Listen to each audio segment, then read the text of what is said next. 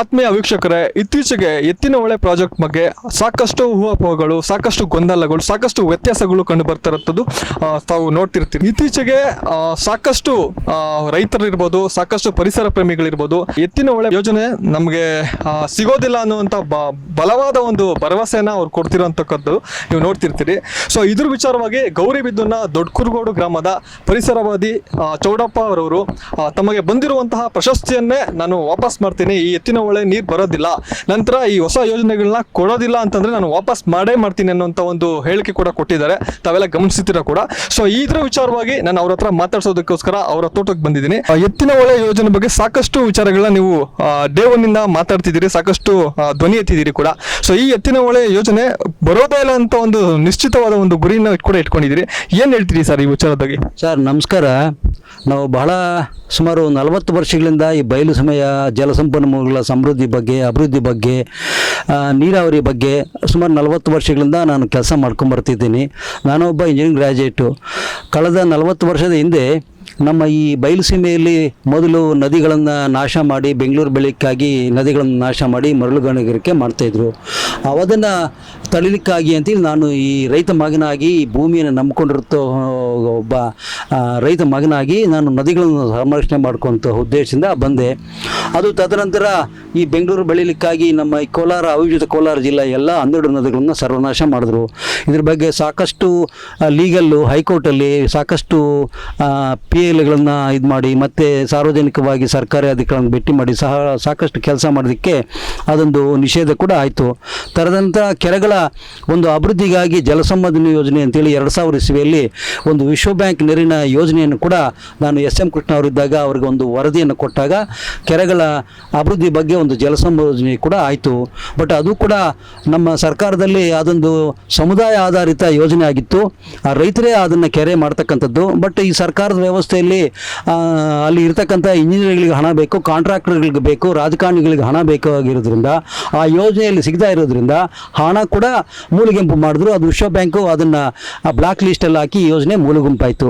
ತದನಂತರ ನಾನು 2000 ಇಸ್ವಿಯಲ್ಲಿ ನಾವು ಪರಮಶಿವೆಯವರು, ಡಾಕ್ಟರ್ ವೆಂಕಟರೆಡ್ಡಿ ಅಂತೇಳಿ 2000 ಇಸ್ವಿಯಲ್ಲಿ ನಾವು SM ಕೃಷ್ಣ ಅವರು ಭೇಟಿ ಮಾಡಿ ನಮ್ಮ ಬಯಲುಸೀಮೆಗೆ ನೀರು ಬೇಕು ಅಂತಕ್ಕಂಥ ಆಸೆಯನ್ನು ಇಟ್ಕೊಂಡು ನಾವು ಪಶ್ಚಿಮ ವಾಹಿನಿ ನದಿಗಳನ್ನು ಬಯಲುಸೀಮೆಗೆ ತಿರುಗಿಸ್ಬೇಕು ಅಂತ ಒಂದು ಯೋಜನೆಯನ್ನು ಸರ್ಕಾರಕ್ಕೆ ಕೊಟ್ವಿ. ಬಟ್ ಆ ಸರ್ಕಾರ ಅದನ್ನು ಸಾಕಷ್ಟು ಮಾರ್ಪಾಟು ಮಾಡಿ ಕೇವಲ ನಮ್ಮ ಏನು ಚಿಕ್ಕಬಳ್ಳಾಪುರ ಕೋಲಾರದ ಹೋರಾಟವನ್ನು ಗಮನಿಸಿ ಆ ಯೋಜನೆಯನ್ನು ತಂತು.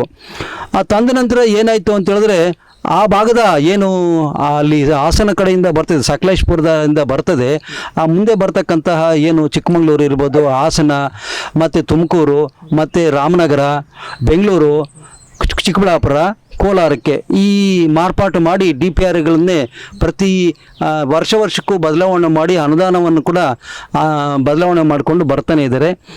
ನಾನು ಒಬ್ಬ ವೈಜ್ಞಾನಿಕ ತಳಹದಿಯಿಂದ ಮಾತಾಡ್ತಾ ಇದ್ದೀನಿ. ಅದರಲ್ಲಿ ನೀರು 100% ಬರೋದಿಲ್ಲ ಸರ್. ಅಂದರೆ ಈಗ ಗೌರ್ಮೆಂಟ್ಸ್ ಏನು ಹೇಳ್ತಿದ್ದಾರೆ, ಎತ್ತಿನ ಹೊಳೆ ಯೋಜನೆ ಕಂಪ್ಲೀಟ್ ಮಾಡ್ತೀವಿ ಅನ್ನೋಂಥ ಒಂದು ಭರವಸೆನ ಕೊಡ್ತಿದ್ದೀವಿ ಅಂತ ಹೇಳ್ಬಿಟ್ಟು ಸಾಕಷ್ಟು ಮಾಧ್ಯಮಗಳಲ್ಲಿ ಹೇಳಿಕೆಗಳನ್ನ ಕೊಡ್ತಿದ್ದಾರೆ. ಸೊ ನಿಮ್ಮ ಪ್ರಕಾರ ಅದು ಬರುತ್ತೆ ಅನ್ನೋ ಒಂದು ಭರವಸೆಯಲ್ಲಿ ಇದೆಯಾ? ಇಲ್ಲ, 100% ಇಲ್ಲ. ಯಾಕೆಂತ ಹೇಳಿದ್ರೆ ಅಲ್ಲಿ ಆ ಸಕಲೇಶ್ಪುರ ತಾಲೂಕಲ್ಲಿ 2 ಹೋಬಗಳಲ್ಲಿ 177 ಚದರ ಕಿಲೋಮೀಟ್ರಲ್ಲಿ ಏನು ಬರ್ತದೆ, ಕಾಡು ಮನೆ ಹೊಳೆ, ಕೇರಿ ಹೊಳೆ, ಹೊಂಗದ ಹೊಳೆ ಮತ್ತು ಇನ್ನೊಂದು ಎತ್ತಿನ ಹೊಳೆ, ಈ 4 ಹೊಳ್ಳೆಗಳಲ್ಲಿ ಬೀಳ್ತಕ್ಕಂತಹ ಮಳೆಯನ್ನು, ನೀರನ್ನು ತಗೊಂಡ್ಬಂದು ಇಲ್ಲಿ ಕೊಡ್ತಕ್ಕಂಥ ಒಂದು ಯೋಜನೆ ರೂಪಕಲ್ಪನೆ ಮಾಡಿದ್ದಾರೆ. ಅದೊಂದು ವಿಶೇಷ ಏನು ಅಂದರೆ, ಕೇವಲ ಅಲ್ಲಿ ಯಾವುದು ಜಲಾಶಯ ಕಟ್ಟಿಲ್ಲ. ಅಲ್ಲಿ ಬೀಳ್ತಕ್ಕಂತಹ ಮಳೆ ಕೇವಲ, ನಾನು ಅಲ್ಲಿ ಹೋಗಿ ಅಧ್ಯಯನ ಮಾಡಿದಾಗ 3200 ಮಿಲಿಮೀಟರ್ ಬೀಳ್ತದೆ. ಇವರು ಅಲ್ಲಿ ವರದಿ ತಯಾರಿ ಮಾಡುವಾಗ ಏನು ಮಾಡಿದ್ದಾರೆ, 6000 ಮಿಲಿಮೀಟರ್ ಬೀಳ್ತದೆ ಅಂತೇಳಿ ಸುಳ್ಳು ಲೆಕ್ಕವನ್ನು ಮಾಡಿ ಅದನ್ನು ಎಷ್ಟು ಉತ್ಪತ್ತಿ ಆಗ್ತದೆ ಅಂತೇಳಿ 24 TMC ಉತ್ಪತ್ತಿ ಆಗ್ತದೆ ಅಂತೇಳಿ ಆ DPRL ಮಾಡಿ ಈ ನಮ್ಮ ಬಯಲುಸೀಮೆಯ ಕೂಗನ್ನು ಅಣಿಸ್ಬೇಕು ಅಂತೇಳಿ ತಪ್ಪು ವರದಿಗಳನ್ನು ಕೊಟ್ಟು ಅದನ್ನು ಇದು ಮಾಡಿದೆ. ನಾನು ಹೇಳ್ತಕ್ಕಂಥದ್ದೆಲ್ಲ ಅತ್ಯುನ್ನತ ಮಟ್ಟದ ಸೆಂಟ್ರಲ್ ವಾಟರ್ ಕಮಿಷನ್, ಭಾರತದ ಅತ್ಯುನ್ನತ ಸಂಸ್ಥೆಯಾದ ಹೈಡ್ರಾಲಜಿ ನೀರಾವರಿ ಯೋಜನೆಗಳನ್ನ ಅನುಷ್ಠಾನಕ್ಕೆ ತರ್ತಕ್ಕಂಥವ್ರು, ಅನುಮತಿ ಕೊಡ್ತಕ್ಕಂತಹ ವಿಜ್ಞಾನಿಗಳೇ ಇಂಜಿನಿಯರಿಂಗ್ ಸಂಸ್ಥೆನೇ ಸೆಂಟ್ರಲ್ ವಾಟರ್ ಕಮಿಷನ್ನು, NWD ಅವರು ಕೇವಲ ಅಲ್ಲಿ 9 TMC ಇದೆ ಅಂತೇಳಿ ಸರ್ಕಾರಕ್ಕೆ ವರದಿ ಕೊಡ್ತಾರೆ. ನನ್ನ ಕಡೆನೂ ಆ ವರದಿ ಇದೆ. ಮತ್ತು ಏನು ನಮ್ಮ ಇಂಡಿಯನ್ ಇನ್ಸ್ಟಿಟ್ಯೂಟ್ ಆಫ್ ಸೈನ್ಸ್ ಅವರು ಕೂಡ ಸಾಕಷ್ಟು ಹೈಡ್ರಾಲಜಿಸ್ಟ್ ಎಕ್ಸ್ಪರ್ಟ್ಸು ಕೇವಲ 9 TMC ಅಂತ ಹೇಳ್ತಾರೆ. ಹೀಗಾಗಿ ನಾನು ಕೂಡ ಅಲ್ಲಿ ಮಳೆ ಪ್ರಮಾಣ ಏನು 121 ದಿವಸಗಳು ಮಳೆ ಬೀಳ್ತದೆ, ಅಲ್ಲಿ 121 ದಿವಸಗಳು ಮಳೆ ಬಿದ್ದರೂ ಕೂಡ ಆ ಭಾಗದಲ್ಲಿ ಸರ್ಕಾರದ ಆದೇಶದಂತೆ ಏನು ಕೋರ್ಟ್ ಆದೇಶ ಇದೆ, ಕೇವಲ ನೀವು ಮಳೆಗಾಲದಲ್ಲಿ ಮಾತ್ರ 100 ದಿವಸ ಮಾತ್ರ ತಗೋಬೇಕು ಅಂತೇಳಿ. ಆ 100 ದಿವಸದಲ್ಲಿ ಕೇವಲ ಮಳೆಗಾಲ ಚಳಿಗಾಲ ಬಿಟ್ಟರೆ ಅಲ್ಲಿ ಸಿಗ್ತಕ್ಕಂಥದ್ದು ಮಳೆ ಪ್ರಮಾಣ 2500 ಮಿಲಿಮೀಟರು. ನೋಡಿ, ಇದು ಪ್ರತಿ ತಿಂಗಳು ಒಂದೇ ಸಲ ಬೀಳೋದಿಲ್ಲ. ನೋಡಿ, ಈ 100 ದಿವಸಗಳಲ್ಲೂ ಕೂಡ ಈ ಮಳೆಗಾಲದ ಏನು 4 ತಿಂಗಳಿದೆ, ಜೂನ್, ಜುಲೈ, ಆಗಸ್ಟ್, ಸೆಪ್ಟೆಂಬರಲ್ಲಿ 121 ದಿವಸಗಳು ಮಳೆ 121 ದಿವಸಗಳಿದ್ರೆ ಅಲ್ಲಿ ಮಳೆ ಬೀಳ್ತಕ್ಕಂಥದ್ದು 81 ದಿವಸಗಳು. ಅಲ್ಲಿ ಏನು ತಪ್ಪು ಮಾಡಿದ್ದಾರೆ ಅಂತ ಹೇಳಿದ್ರೆ, ಈ 4 ಹಳ್ಳಿಗಳಲ್ಲಿ ಸುಮಾರು 8 ಸಣ್ಣ ಸಣ್ಣ ಚೆಕ್ ಡ್ಯಾಮ್ಸು 1 ಅಡಿ ಮಾತ್ರ ಇದ್ದಾವೆ. ಆ ಬಂದ ಪ್ರವಾಹ ನೀರು ಅಲ್ಲಿ ಸ್ಟೋರೇಜ್ ಆಗೋದಿಲ್ಲ. ನೀವು ಆ ರಿಡ್ಜಿಂದ ಆ ಏನು ಚೆಕ್ ಡ್ಯಾಮ್ ಕಟ್ಟಿದರೆ ಕೇವಲ 8 ಕಿಲೋಮೀಟ್ರಿಂದ 10 ಕಿಲೋಮೀಟ್ರ್ ಉದ್ದ ಇದೆ. ಏನು ಮಳೆ ಏನು ರಿಡ್ಜ್ ಇದೆ, ಆ ಸಕಲೇಶ್ಪುರದ ತಾಲೂಕಿನ ರಿಡ್ಜು ಪಶ್ಚಿಮ ಘಟ್ಟಗಳು, ಅಲ್ಲಿಂದ ನೀವೇನು ಎತ್ತಿನಹೊಳೆ, ಹೊಂಗದಹೊಳೆ, ಕೇರಿಹೊಳೆ, ಎತ್ತಿನಹೊಳೆ ಡ್ಯಾಮ್ಸ್ ಕಟ್ಟಿದಾರಲ್ಲ, ಅಲ್ಲಿಗೆ 8ರಿಂದ 10 ಕಿಲೋಮೀಟ್ರ್ ಉದ್ದ ಇದ್ದಾವೆ. ಅದು ಸ್ಲೋಪ್ ಎಷ್ಟಿದೆ ಅಂದರೆ 500ರಿಂದ 600 ಮೀಟರ್ ಸ್ಲೋಪ್ ಇದೆ. ಬಿದ್ದ ಮಳೆ ಕೇವಲ 8ರಿಂದ 10 ಗಂಟೆಯಲ್ಲಿ ಆ ಚೆಕ್ ಡ್ಯಾಮ್ ದಾಟ್ಕೊಂಡು ಮುಂದಕ್ಕೆ ಹೋಗ್ತವೆ. ನೀವು ಕೊಡೋದಾದರೆ ಅಲ್ಲಿ ಡ್ಯಾಮ್ ಕಟ್ಟಿದ್ರೆ ಮಳೆ ನೀರನ್ನು ಅಲ್ಲಿ ಶೇಖರಣೆ ಮಾಡ್ಕೊಳ್ಳೋವಾಗ ಇದ್ದರೆ ನೀವು ಕೊಡ್ಬೋದಾಗಿತ್ತು. ಬಂದ ಪ್ರವಾಹ ನೀರೆಲ್ಲ 10-12 ಗಂಟೆಗಳಲ್ಲಿ ಪ್ರವಾಹದಲ್ಲಿ ಹೋಗ್ತದೆ. ಆ ಸೀಪೇಜ್ ನೀರನ್ನು ನೀವು ಇಂತಿಷ್ಟು ಅಂತೇಳಿ ನೀವು ಕೊಡ್ಲಿಕ್ಕೆ ಇದು ಮಾಡ್ತಾಯಿದ್ದೀರಿ. ಆವ್ರೇಜ್ ಆಗಿ ಅಲ್ಲಿ ಸಿಗ್ತಕ್ಕಂಥದ್ದು ಸುಮಾರು 90 ದಿವಸ, ಸುಮಾರು ನನ್ನ ಅಂದಾಜಿನ ಪ್ರಕಾರ 1200 ಕ್ಯೂಸೆಕ್ಸ್ ಮಾತ್ರ ಸಿಗ್ತದೆ. 1200 ಕ್ಯೂಸೆಕ್ಸ್ ಪ್ರತಿ ದಿವಸ ಸಿಕ್ಕಿದ್ರೆ 100 ದಿವಸಕ್ಕೆ 12 TMCನೇ ಬರೋದು. ಅದಕ್ಕಿಂತ ಬರೋಕ್ಕೆ ಸಾಧ್ಯನೇ ಇಲ್ಲ. ಯಾವ ನೀರಾವರಿ ತಜ್ಞರು ಬಂದರೂ ನಾನು ಚಾಲೆಂಜ್ ಮಾಡ್ತೀನಿ, ಇದನ್ನು ಅಧ್ಯಯನ ಮಾಡ್ತೀನಿ. ಇದನ್ನು ಸಾಕಷ್ಟು ಅಂಶಗಳಿದ್ದಾವೆ. ಮತ್ತು ಅಲ್ಲಿರ್ತಕ್ಕಂತಹ ನೀರನ್ನು ಎಲ್ಲ ಜಿಲ್ಲೆ, ಎಲ್ಲ ತಾಲೂಕುಗಳಿಗೂ ಸ್ವಲ್ಪ ಹಂಚ್ಕೊಂಡು ಬಂದಿದ್ದಾರೆ. ಯಾರು ಕೂಡ ನಮ್ಮ ತಾಲೂಕಲ್ಲಿ ಸುಮಾರು 188 ಕೆರೆಗಳಿದ್ದಾವೆ.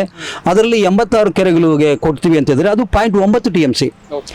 ನೋಡಿ, 188 ಕೆರೆಗಳಿಗೆ ನೀವು 86 ಕೆರೆಗಳು ಕೊಟ್ಟರೆ ಇನ್ನು 102 ಕೆರೆಗಳು ಹಳ್ಳಿ ಜನ ಏನಾಗಬೇಕು ನೋಡಿ. ಹಳ್ಳಿಗಳಿಗೆ ಗುದ್ದಾಡೋತ ಯುದ್ಧಗಳಾಗ್ತಕ್ಕಂಥ ಕೆಲಸ ಇವ್ರು ಮಾಡ್ತಾ ಇದ್ದಾರೆ. ನಮ್ಮ ಚಿಕ್ಕಬಳ್ಳಾಪುರ ಜಿಲ್ಲೆಯಲ್ಲೇ ಸುಮಾರು 1600 ಕೆರೆಗಳಿದ್ದಾವೆ. ಅವ್ರು ಕೊಡ್ತಕ್ಕಂಥದ್ದು ಕೇವಲ 186 ಕೆರೆಗಳು ಕೊಡ್ತಾ ಇದ್ದಾರೆ. ಇನ್ನು 1300 ಕೆರೆಗಳಿಗೂ ಇಲ್ಲ. ಆ ಕೆರೆಗಳವ್ರು ಸುಮ್ಮನೆ ಇರ್ತಾರಾ? ನೋಡಿ, ಯಾವ ಥರ ಹಳ್ಳಿಗರಿಗೆ ನೀವು ಬರ್ತಕ್ಕಂಥ ಪೈಪ್ಗಳನ್ನು ಹೊಡೆದಾಕೋದಿಲ್ವಾ? ಪ್ರತಿ ಹಳ್ಳಿಗಳಿಗೆ ಸಂಘರ್ಷವನ್ನು ಮಾಡ್ತಕ್ಕಂಥ ಕೆಲಸಗಳು ನೀವು ಸರ್ಕಾರ ಮಾಡ್ತಾ ಇದ್ದೀರಿ. ಅಂದರೆ ನಿಮ್ಮ ಪ್ರಕಾರ ಈ ಯೋಜನೆ ಫೈಲೂರ್ ಆಗುತ್ತೆ ಅನ್ನೋಂಥದ್ದು? ಅದು ಯಾವ ವಿಜ್ಞಾನಿಗಳು ಬರಲಿ, ಈಗಾಗಲೇ ನಾನು ಎತ್ತಿನಹೊಳೆಗೆ ಫೆಬ್ರವರಿ ತಿಂಗಳು ಹೋಗಿದ್ದೆ. ಪ್ರತಿ ಕಿಂಡಿ ಅಣೆಕಟ್ಟಿದ್ರೆ ಹೋಗಿದ್ದೀನಿ. ನೀರಿನ ಲೆಕ್ಕಾಚಾರ ನಾನು ಇಡೀ ದೇಶಾದ್ಯಂತ ಸುತ್ತಾಡಿದ್ದೀನಿ. ಕೇಂದ್ರ ಸರ್ಕಾರಕ್ಕೆ ಸಾಕಷ್ಟು ವರದಿಗಳನ್ನು ಕೊಟ್ಟಿದ್ದೀನಿ. ನೋಡಿ, ನಮಗೆ ಈ ಎತ್ತಿನಹೊಳೆ ಯೋಜನೆಯಿಂದ ನಮ್ಮ ಕಷ್ಟಗಳು ತೀರೋದಿಲ್ಲ. ನೋಡಿ, ಪಕ್ಕದ ಆಂಧ್ರ ಪ್ರದೇಶದ ನಮ್ಮ ಇದೇ ಉತ್ತರ ಪಿನಾಕಿ ನದಿಯ ಕೆಳಭಾಗದಲ್ಲಿರ್ತಕ್ಕಂಥ ಅನಂತಪುರ, ಕಡಪ, ನೆಲ್ಲೂರಿಗೆ ಪ್ರತಿ ಜಿಲ್ಲೆಗೆ 100ಕ್ಕೂ ಹೆಚ್ಚು TMCಯನ್ನು ತುಂಗಭದ್ರಾ ಡ್ಯಾಮ್ ಇರ್ಬೋದು, ಕೃಷ್ಣಾ ನದಿಯಿಂದ ಹರಿಸ್ತಾ ಇದ್ದಾರೆ, ಡೈವರ್ಟ್ ಮಾಡ್ತಾ ಇದ್ದಾರೆ. ನಮ್ಮವರು ಸುಮಾರು ಈಗಾಗಲೇ ನನ್ನ ಮಾಹಿತಿ ಪ್ರಕಾರ 18,000-19,000 ಕೋಟಿಗೂ ಹೆಚ್ಚು ಖರ್ಚು ಮಾಡಿದ್ದಾರೆ. ಅದು ನನಗಂತೂ ನೀರು ಬರ್ತಕ್ಕಂಥದ್ದು 100ಕ್ಕೆ 100ರಷ್ಟು ಸತ್ಯ. ಯಾಕಂತ ಹೇಳಿದ್ರೆ ಅಲ್ಲಿ 24 TMC ಇರಲಿಲ್ಲ. ಆ 24 TMC ಎಲ್ಲ ಈಗ 12 TMC ಕೂಡ ನಾವು ಅಲ್ಲಿಂದ ಇದು ಮಾಡಲಿಕ್ಕೆ ಸಾಕಷ್ಟು ತಾಂತ್ರಿಕ ತೊಂದರೆಗಳಿದ್ದಾವೆ. ನಾನು ಇದಕ್ಕಾಗಿ ಸರ್ಕಾರನ ಒತ್ತಾಯಿಸ್ತಾ ಇದ್ದೀನಿ. ಈಗ 2ನೇ ತಾರೀಕು ಸಚಿವ ಸಂಪುಟ ಇಲ್ಲಿ ಬರ್ತಾ ಇದೆ ನಮ್ಮ ನಂದಿ ಹಿಲ್ಸ್ಗೆ. ನಾನು ಸರ್ಕಾರಕ್ಕೆ, ಸಿದ್ದರಾಮಯ್ಯನವ್ರ ಸರ್ಕಾರಕ್ಕೆ, DK ಶಿವಕುಮಾರ್ ಅವರು ನೇರವಾಗಿ ನಿಮಗೆ ನಾನು ವಿನಂತಿ ಮಾಡ್ಕೊಳ್ಳೋದೇನೆಂದರೆ, ನೀವೆಲ್ಲ ಕೂಡ ಈ ಭಾಗದ 7 ಜಿಲ್ಲೆಯ ಸಂಸದರನ್ನ, ಶಾಸಕರನ್ನ, ಜಿಲ್ಲಾಧಿಕಾರಿಗಳನ್ನ, ನೀರಾವರಿ ಹೋರಾಟಗಾರರನ್ನ, ತಜ್ಞರನ್ನ, ರೈತ ಮುಖಂಡರನ್ನ ಕರ್ಕೊಂಡೋಗಿ ಆ ಯೋಜನೆಯನ್ನು ತೋರಿಸಿ. ಆಮೇಲೆ ತಜ್ಞರದ್ದು ಬಂದು ಸಂವಾದ ಮಾಡೋಣ. ಇದರಲ್ಲಿ ಬರ್ತದೆ ಅಂತ ಹೇಳಿದ್ರೆ ನಮ್ದು ಯಾವುದೇ ತಕರಾರು ಇಲ್ಲ. ಇದು ಬಹುಮುಖ್ಯವಾಗಿ ಆಗ್ರಹ ಮಾಡ್ತೀವಿ. ಇದು ಏನಾದರೂ ಮಾಡಿ ನೀವು ಸಾರ್ವಜನಿಕ ಹಣವನ್ನು ಪೋಲು ಮಾಡಿದ್ರೆ ಮುಂದೆ ಯಾರ್ಯಾರು ಮುಖ್ಯಮಂತ್ರಿಗಳು ನೀರಾವರಿ ಮಂತ್ರಿಗಳು ಇದರಲ್ಲಿ ಶಾಮೀಲಾಗಿದ್ದಾರೆ ಮುಂದೆ ಅದು ಕೋರ್ಟಿನ ಮುಂದೆ ಕಟಕಟೆಯಲ್ಲಿ ನಿಲ್ಲಬೇಕಾಗ್ತದೆ. ಸಾರ್ವಜನಿಕರ ಹಣ ಪೋಲು ಮಾಡೋದು ಒಂದು ಕಡೆ ಇದ್ದರೆ ನಮ್ಮ ಕನಸುಗಳನ್ನು ಬದುಕನ್ನು ನೀವು ನಾಶ ಮಾಡ್ತಾ ಇದ್ದೀರಿ. ಸುಮಾರು 24 ವರ್ಷದಿಂದ ಕನಸುಗಳನ್ನು ಬಿಟ್ಕೊಳ್ತಾನೆ ಬರ್ತಾ ಇದ್ರಿ. ಸಾರ್ವಜನಿಕ ಹಣ ಪೋಲಾಗೋದು ಅದು ಬೇರೆ ಪ್ರಶ್ನೆ. ನಮ್ಮ ಕನಸುಗಳು ನಮ್ಮ ಜೀವಮಾನ ನೋಡಿ, ನಾನು 40 ವರ್ಷ ಆಯ್ತು ಹೋರಾಟಕ್ಕೆ ಬಂದು. ನಾನು ನೋಡ್ತೀನಿ ಅಂತಕ್ಕಂಥ ಆಸೆನೂ ಇಲ್ಲ. ನಮ್ಮ ಕನಸುಗಳು ಹೋರಾಟಗಳು ಯಾಕೆ ಬೇಕು? ನಮ್ಮ ಜೀವಮಾನದಲ್ಲಿ ನೀರು ನೋಡ್ತೀವಿ ಅಂತೆಲ್ಲ ಹೋರಾಟ ಮಾಡಿದ್ರೆ ನಾನು 40 ವರ್ಷದಿಂದ ಸಾಕಷ್ಟು ಆಸ್ತಿ ಕಳ್ಕೊಂಡು ಹಿಂಸೆ ಅನುಭವಿಸಿ ಹಣ ಖರ್ಚು ಮಾಡಿಕೊಂಡು ನಾವೆಲ್ಲ ಓಡಾಡಿ ಈ ಯೋಜನೆಗಳು ತಗೊಂಬಂದ್ರೆ ಅದು ಫಲಪ್ರದ ಆಗಲಿಲ್ಲ, ರೈತರ ಮುಖದಲ್ಲಿ ಸಂತೋಷ ಕಾಣಲಿಲ್ಲ ಅಂತ ಹೇಳಿದ್ರೆ ನಾವು ಪಟ್ಟ ಪ್ರಯತ್ನಗಳು ಏನಾಗಬೇಕು, ಎಷ್ಟು ಹಿಂಸೆ ಆಗಿರಬೇಕು. ಸರ್, ಈಗ ಎತ್ತಿನ ಹೊಳೆ ಯೋಜನೆ ಇರ್ಬೋದು ಅಥವಾ ಹೊಸ ಯೋಜನೆಗಳು ಒಂದು ವೇಳೆ ಸರ್ಕಾರ ನಿರ್ಲಕ್ಷ್ಯ ಮಾಡಿದ್ರೆ ನಿಮ್ಮ ಹೋರಾಟದ ಸ್ವರೂಪ ಯಾವ ತರ ಇರ್ತದೆ? ನೋಡಿ, 2 ದಿವಸಗಳಿಂದ ನಾನು ಜಿಲ್ಲಾಧಿಕಾರಿಗಳನ್ನು ನಾನು ಭೇಟಿ ಮಾಡಿದೆ ಅವರ ಕಚೇರಿಯಲ್ಲಿ. ಅವ್ರಿಗೆ ಮುಖ್ಯಮಂತ್ರಿಗಳಿಗೆ ಇದನ್ನು 2ನೇ ತಾರೀಕು ಬರತಕ್ಕಂತಹ ಮುಖ್ಯಮಂತ್ರಿಗಳಿಗೆ ಇದನ್ನು ರವಾನೆ ಮಾಡಬೇಕು, ಇದ್ರ ಬಗ್ಗೆ ನಿರ್ಧಾರ ತಗೋಬೇಕು ಅಂತೇಳಿ ಜಿಲ್ಲಾಧಿಕಾರಿಗಳ ಮೂಲಕ ಮುಖ್ಯಮಂತ್ರಿಗಳಿಗೆ ಈಗಾಗಲೇ ಮನವಿಯನ್ನು ಸಲ್ಲಿಸಿದ್ದೀನಿ. ಈಗ ಮತ್ತೆ ಅವರು 2ನೇ ತಾರೀಕು ಬರೋದ್ರಿಂದ ನಾನು 1ನೇ ತಾರೀಕು ತಾಲೂಕು ಕಚೇರಿಯಲ್ಲಿ ಮೌನಾಚರಣೆ ಮಾಡಿ ಈ ತಾಲೂಕು ಕಚೇರಿಯಿಂದ ಕೂಡ ಒಂದು ಮನವಿ ಪತ್ರವನ್ನು ಕಳಿಸ್ಕೊಡ್ತೀವಿ. ಅದು ಮನವಿ ಪತ್ರದ ಏನಂದರೆ ಈಗ ಇಲ್ಲಿರನ್ನ ಕರ್ಕೊಬೇಕು. ಅದು ಅವ್ರು ಕರ್ಕೊಂಡು ಹೋಗಿಲ್ಲ ಅಂತ ಹೇಳಿದ್ರೆ ನಾವು ಕೇಂದ್ರ ಸರ್ಕಾರಕ್ಕೆ ಮತ್ತು ಕೋರ್ಟ್ಗಳ ಗಮನಕ್ಕೆ ತಗೊಂಬಂದು ಈ ಭಾಗಕ್ಕೆ ನೀರಾವರಿ ಅನ್ಯಾಯ ಆಗಿದೆ, ನೀವು ಕೋರ್ಟೇ ಇಂಟರ್ವ್ಯೂನ್ ಆಗಿ ನಮಗೆ ನೀರು ಕೊಡ್ತಕ್ಕ ಕೆಲಸಗಳನ್ನು ಸರ್ಕಾರಕ್ಕೆ ನಿರ್ದೇಶನ ಮಾಡಬೇಕು ಅಂತೇಳಿ ಇದೊಂದು ನೀರಾವರಿ ಯೋಜನೆ ಅವೈಜ್ಞಾನಿಕವಾಗಿದೆ ಮತ್ತು ಏನು ದೋಖಾ ಯೋಜನೆ ಆಗಿದೆ ಅಂತಕ್ಕಂಥದ್ದನ್ನು ಕೋರ್ಟ್ ಗಮನಕ್ಕೆ ತಂದು ಕೋರ್ಟ್ ಏನು ತೀರ್ಮಾನ ಮಾಡ್ತದೋ ಆ ಮುಂದಿನ ಎಲ್ಲ ಸಂಘ ಸಂಸ್ಥೆಗಳನ್ನು ಭೇಟಿ ಮಾಡಿ ಮುಂದಿನ ಹೋರಾಟಗಳನ್ನು ಚರ್ಚೆ ಮಾಡ್ತೀವಿ.